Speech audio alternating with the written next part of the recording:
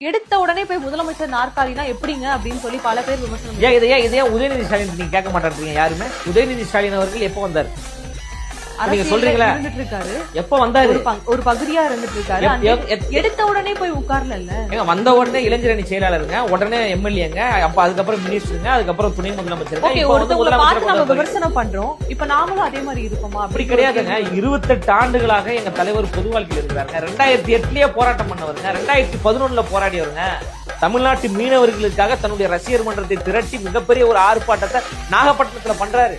இலங்கையில தொடர்ந்து தமிழ்நாட்டு மீனவர்கள் தாக்கப்படுறாங்க. மீன் பிடிக்க போனா துப்பாக்கியால சுடுறாங்க, அடிக்கிறாங்க, கொலை செய்யறாங்க. பல அத்துமீறல் சம்பவம் நடந்தது. அதை கண்டித்து எங்க தலைவர் அவர்கள் மிகப்பெரிய ஒரு ஆர்ப்பாட்டம், அந்த ஆர்ப்பாட்டத்தில் பேசுறாரு. இதே சம்பவம் தொடர்ந்து நீடித்தால் உலக வரைபடத்தில் இலங்கை என்கின்ற ஒரு நாடு இல்லாம போயிருந்து யாரு பேசினா? நீங்க சொல்ற கூட்டாடி தான் பேசினாரு. உலக வரைபடத்துல இலங்கை என்ற ஒரு இடமே இல்லாம போயிடும். பக்கத்து வீட்டுக்காரனாச்சே எந்த பிரச்சனையும் அடங்கி இருக்கும்.